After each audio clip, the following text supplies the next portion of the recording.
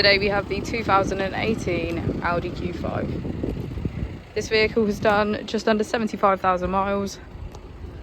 It has an automatic transmission and a diesel fuel type. To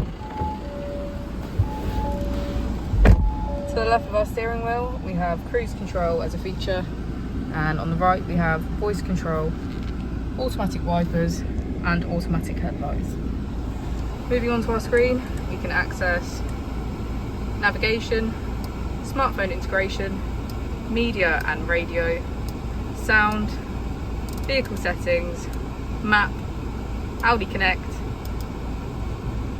If we put the vehicle into reverse, we can see that it comes with front and rear parking sensors.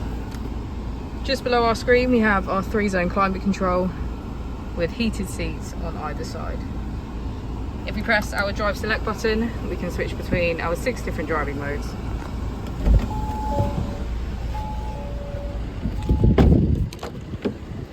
And as we go into the back of the vehicle, we can see that all of our seats have a black leather trim.